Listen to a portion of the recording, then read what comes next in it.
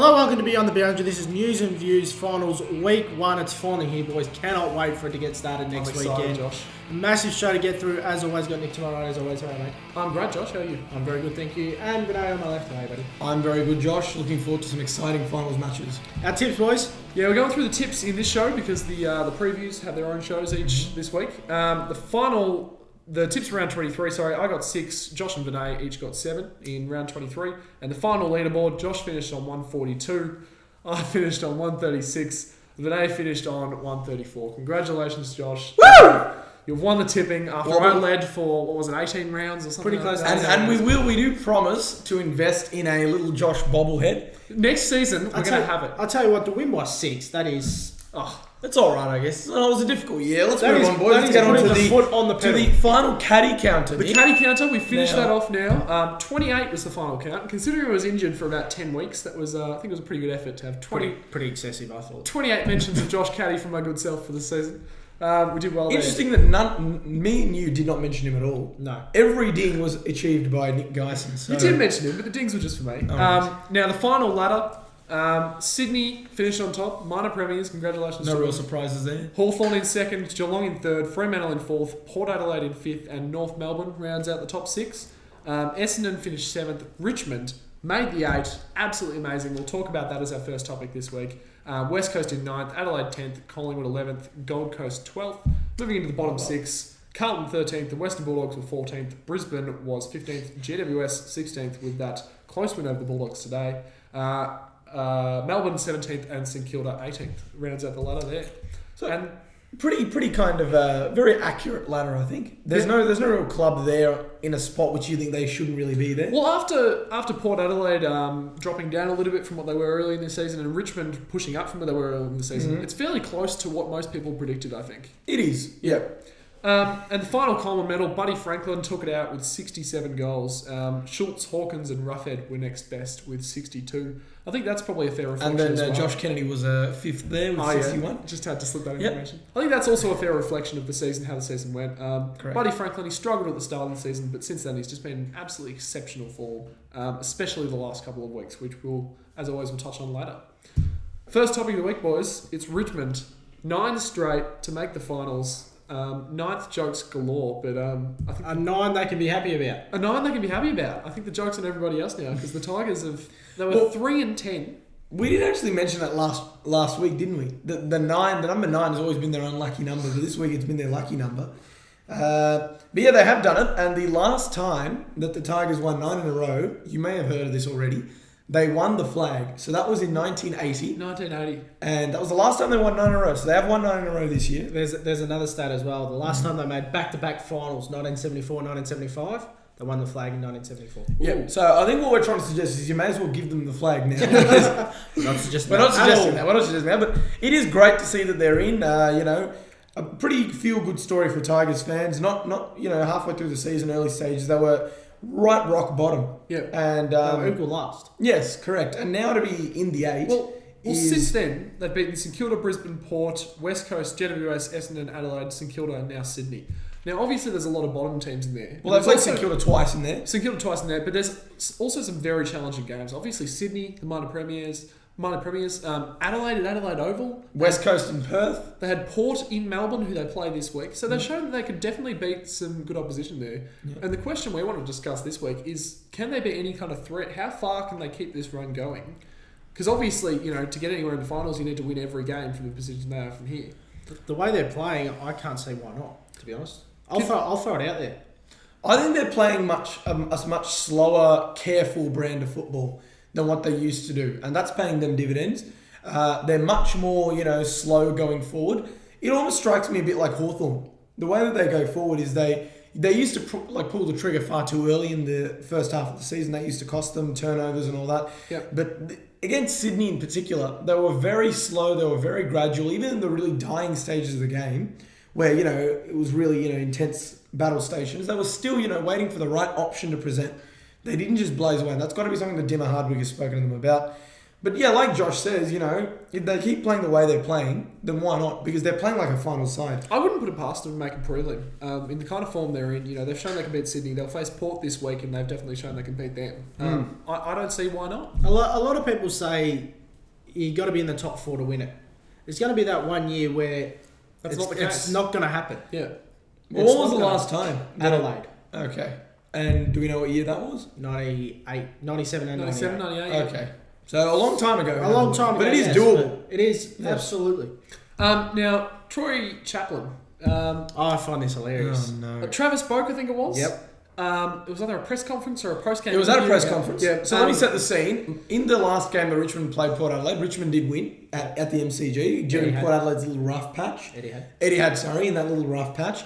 And so Troy Chaplin kicked the goal in the last quarter, I think, which more or less shut the game up. Sealer, yeah. And so Troy Chaplin then proceeded to, grab onto his jumper and tug it. Tug the old jumper. In an act of pride and, passion for his new club. And so Travis Boak, in response to that, in the post-game press conference, said, that's okay, but it's good to see. He always had a bit of a sly jab saying that it's good to see that his club is, doing it's good to see he's enjoying himself at his new club. Correct. Yeah. And I hope he enjoys the season they're having. I hope he enjoys the season they're having. And, that's all it was at the time. It was almost, a kind of like a very obvious jab. Because Richmond at the time were, was struggling. 4 games out of the 8 sort of thing. Correct. So, at the time it was, pretty humorous to everyone who was on the Port Adelaide. But now they find themselves round one of the finals. Richmond. About to be, that could get eliminated. I tell you what, Travis Blake will be doing everything he can to make sure he and his teammates get over the line in this. Well, because Troy Chaplin, they may be mates off the field, I don't know, but I doubt it. Yeah. Going by what Boak said, so. But you can just imagine that Troy Chaplin's going to have this over their heads for the rest of his career, rest of his life maybe. Could be the Bokey curse. Oh, The what? I tell you what, The Bokey curse. But the Bakey curse. look, in any case, I think Travis Boak is a class player. I doubt that'll be on his mind this week to prove Troy Chaplin wrong. He's obviously going to just want to win the game. But yeah, I'm not going to spend too much time on Troy Chaplin. Before we move on, I just want to say, Richmond fans, I had the faith in you all along. This bloke didn't. You had the faith. I did. Sitting 3 and 10. You had the faith. I said they can still make finals. This bloke here said mathematically possible. And just adding to the whole Boak and that's exactly what I said. I said it's mathematically possible. They can still make it. Observing that something is mathematically possible. No chance. It is mathematically possible for me to end up on the moon, Josh, but I don't think there's a chance of it happening. Mathematically possible. It happened. it's mathematically possible, I guess, but that's keeping the faith, Bon Jovi style. keeping the faith, he says. We'll find out exactly how much that faith goes this week. Anyway. I'll be tipping him. I'll say that now. You'll be tipping him? Yep. All right. Well, I'll be tipping Travis Boak to stick one up Troy Chaplin because I would rather a decapitated Travis Boak over Troy Chaplin. That's how little regard I have for Troy Chaplin. Wow. So, Troy Chaplin, if you're watching, good luck, Travis. His opinion, not good ours. luck, Travis. I hope you ride him into the dirt. Just Tiger fans, they've had an up and down experience in this little segment here.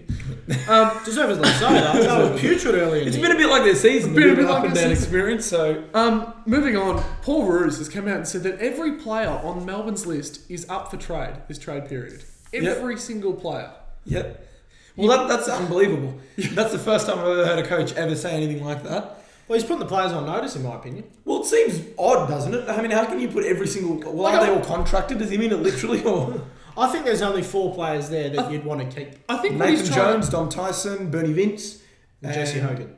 Jesse Hogan. I But he think what hasn't he's trying to even say, played not quite that literally, is that nobody's safe. You know, there might be players who feel a bit complacent, feel they've been on the better than average side during this team's bad run of several seasons. But I guess what he's saying is we'll do whatever we can to help the team's future. I think the tactic they've been trying to employ is scaring the players into playing well. A few weeks... Well, it's a bit late for that now. It is, but I think a few weeks in a row we've noticed Bernie Vince before the game against GWS. What did he say, Josh? He said, we will not drop this game. It's too important. And he also said that he said something about players at his club not being safe. He said there are a number of guys that aren't safe and they know who they are. That's what he said. Yeah. So again, he's trying to scare them, and they got so scared that they lost to GWS by a record margin. And now Paul Roos is trying to scare them again. Scared the form out of them. I think that's... Well, to be honest, I haven't got their list in front of me, but off the top of my head, You may as well play Casey right now. well, they're not doing too great, are I could name 10, 15 players that just... Well, I don't think will be there next year. Frawley is 100% gone. You know, they've confirmed he's having an exit interview, I think, this week. Yeah. As Geelong supporters, we're almost preparing for the fact that he's going to be in the side next season. You know, it's looking more and more likely that's I almost reckon he'll a go to done the deal. Gold Coast. You reckon he'll go to the Gold Coast? Yeah. Hawthorn and Collingwood have also been raised. But I've seen consistent articles just pumping up the fact that he's going to Geelong. I don't know where that's coming from. But anyway, supposedly that's... Well, as far, whenever any reasonable, decent player leaves their club, Nick It's automatically... It's Geelong. Geelong. Yeah, correct. definitely. It's Geelong or Collingwood. Yeah, but when it comes to Nick, it's always Geelong. Yeah, of course. Patrick Dangerfield, Travis Bogue, they're all going to Geelong. Everyone's going to Geelong. You can't be going... We do chase the big fish. No, but seriously, Fox Footy's been pumping this up as Yes, well. they That's have. what's going to happen here. Yeah. So Frawley's the obvious one. There's a number of players on the list. Jack Watts is probably the next in line there. He was good last time. Let me ask you this, boys. I'm going to reel off some names. Would you give them a chance at your club? Okay. All right. Jack Watts. No. I would. You wouldn't. I No, would. sorry, you would. I would. I would give Jack Watts a chance in my club. Okay. Well, who else do we think is leaving? Oh, Jimmy Tompers. Would you? He'll go back to Adelaide. Yeah, I'll give him a chance in my club. I think there's... You can take these on an individual case basis, or you can take a blanket look at them and say there's young players that haven't been in a good culture, and that almost every one of them would have the opportunity or the potential to reach their potential at a different club. All right. What about Jack Grimes? No. You wouldn't give him a chance at your club, really? Jack Grimes. Oh, just at my club, Essendon, we just got too many rebounding defenders already. Would you even have? Again, same reason for Josh. I wouldn't be able to find a use for him, but I think that he's a good player, and I think the club would take him. But I was really interested in what you said about Jack Watts, because I honestly think he should be the first cab off the block, maybe. Go on. Is the correct Off the rank. cab off the rank. The reason I say that is because he was the number one draft pick. Yeah. And I know everyone in the footy world has been saying this, but he has just shown nothing. He's been tried in defence as a rebounding defender. He's been tried in the midfield. He's been tried in the wing. He's been tried in the forward line as both a half forward and a key position forward. Nothing is working. I don't think it's fair to suggest that he's shown nothing. I think he's been tasked with carrying this team so many times. I don't think he's been tasked with carrying it all. I think Nathan Jones has been tasked with carrying this team week in, week out. Yeah. And I think Jack Watts has been the kind of guy that everyone said, it's all right, Jack, we'll give you time. Perform when you can, and even when he's not under pressure, he's done nothing. But I've always heard that he's the one that needs to stand up. It's always Jack Watts needs to be the hero in this position or this position or this position. Maybe if he went into a team that didn't need heroes in this position, they've already got a solid team. Okay, maybe he'd a perform. top 8 side, support around him. Yep. He wouldn't have that kind of pressure that, he'd have support in the contest. So he wouldn't be bound down on by 4 opposition players like every Melbourne player seems to do when you watch their football games. That's why I think Jack Watts, not just Jack Watts, any player on their list, I don't see why not that they could just go to another side and instantly be that 10-20% better than what we've seen from them at Melbourne. Fair enough. I personally wouldn't give Jack Watts a trial at my club. I think he needs to get out of Melbourne, Victoria. Just in general, get a new scene, new start, new everything, new club, new everything. I think I say no to Essendon because Essendon doesn't need a type of player like Jack. Yeah, correct. He's not what we need. But the concept of taking that player, if say you needed that kind of player, would Jack Watts be someone you would consider? Probably not. No. Still no. Okay. Because I just feel that there are better players that can do what he does, whatever it is that he does. Because honestly, he's been playing in every single position. I have no idea what he's good at. But we won't spend too long on that, boys. Spend long enough. It'll be very interesting to see how that unfolds in the off-season, which we will bring to you. But we will move on to a player quite the opposite. A man at Port Adelaide, he's in some terrific form. It's Robbie Gray. Who, Gray. mind you, was in a bit of a Jack Watts turmoil a few years ago. In the sense that, journalists were saying that his career was over. Because that's too long ago for me to remember. Gary Lyon did come out and say that this man would not ever succeed at AFL level again. Gary Lyon says a lot of things, though. Yeah, but he did say it. And that's what I was alluding to. And the man is Robbie Gray. Anyway, at the moment, he's averaging, the last 4 games, he's averaging 32 disposals and 2 goals. He's in some exceptional form. He can play so well as a midfielder, as a half forward. Sometimes you see him have a 10 or 11 disposal game, but he'll still kick 4 goals. So he'll still have a huge impact on the game. He's just playing brilliant at the moment. Well, you guys know the way I feel about this man. He's just a fantastic footballer. I've always rated this kid. He's only, 25, 26? It's always mathematically possible for him to I think he's only 25, 26. He did a knee reco a couple of years ago. He did it, did he? He did it himself? I'm kidding. Yeah, he landed all. Well, no, it was a joke. Bit of a dick. The surgeon was the one who did the knee reco for him, but we would like to get the injury. Continue, Josh. You're a puppet. Yep, continue. But he's a fantastic footballer. He won the Coaches Award during last week. Correct. After News and Views last week, he was announced as the winner of the Coaches Award. So that's a fantastic Deservedly achievement. so. He's right up there in the Brownlow. I'm not sure where he sits on our. And he just looks like one of those players that's very easy to coach. Yeah. Because he does his job week in, week out. Yeah. Even if he can't do one part of his job, like Nick said, if he can't gather a lot of the ball, he'll still kick goals. Yeah. And I think he's been a big part of this Port Adelaide Juggernaut? Resurgence was the Resurgence. word. But they weren't too bad last year either, so... This is a Ken Hinkley influence as well. Yes, it is. He gets the best out of his players, and we've seen that a number of times already with a number of players at Port Adelaide, and Robbie Gray's just one of them. And teams are obviously still tagging Travis Boak. The number one tag the last few weeks has been Travis Boak. Secondary tag to Robbie Gray. Carlton did actually put their number one tag on Robbie Gray. But it's probably time that teams shift that attitude, don't you think? Yeah. Because although Travis Boak is an absolute champion of the game, Robbie Gray, the form that he's in right now, he's literally winning games off his own boot. He hurts you on the scoreboard. Correct. That is why he's so dangerous. Yeah. Because he'll kick 2 goals and then he'll assist 3 others. Yeah. So that's why you've got to be watchful for him. And he is one of the guys that does have a lot of fitness. In the Freo game during the week gone by, he did kick 2 of those last quarter goals. Yeah.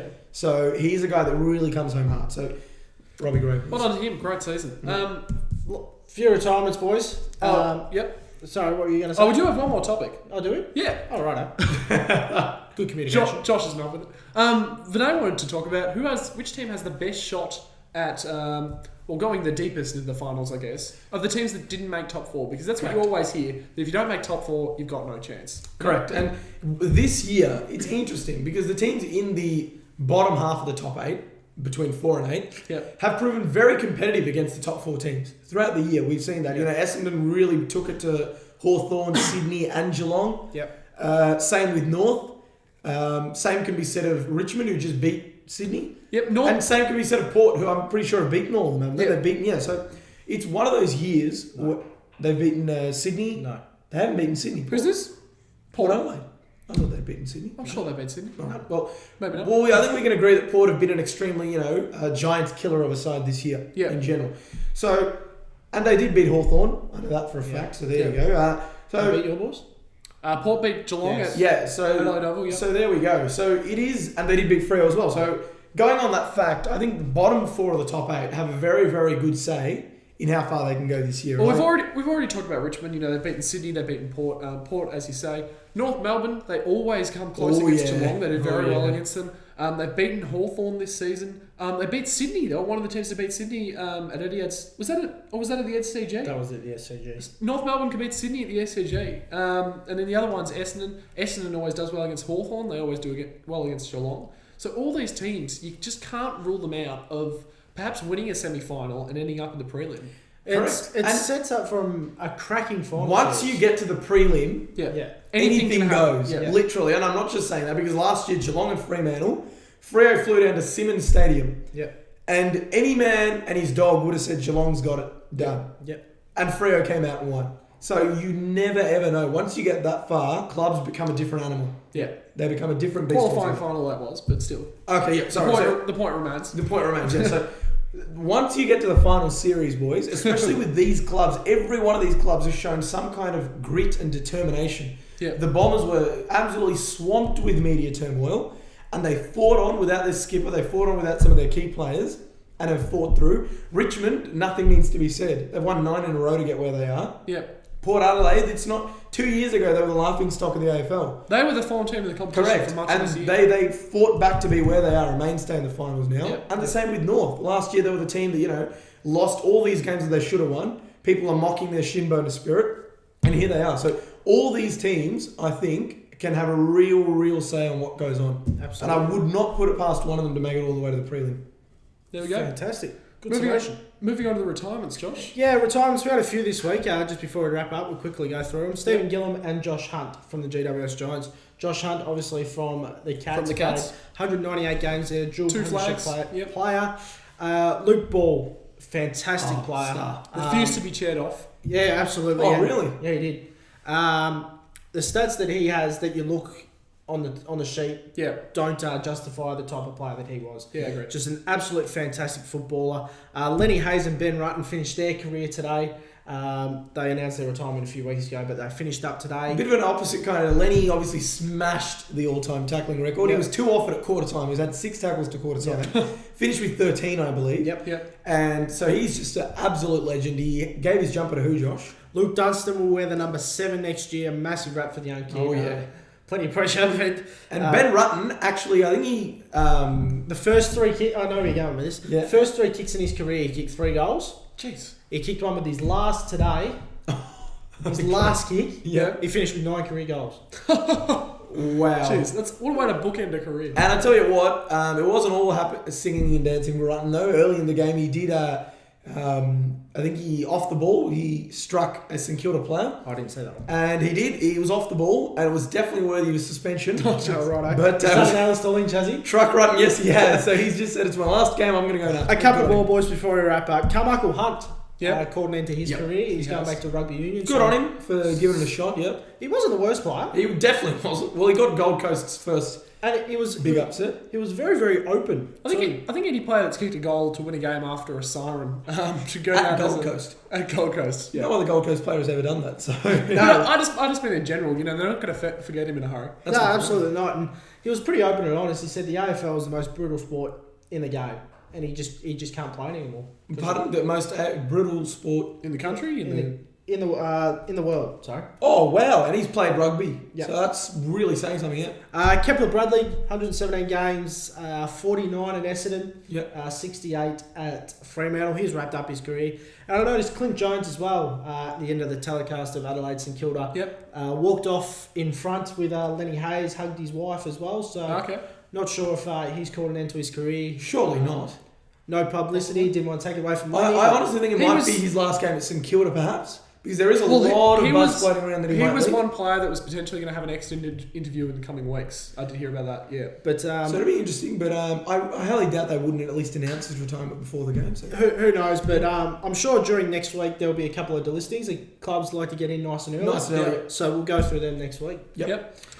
Great episode, That's boys. the Got end, through a lot just then. Absolutely, boys. Finals is here. I cannot wait for next weekend. It's going to be absolutely huge. Yeah, It is. as we mentioned at the start, we've got one individual video for each match preview.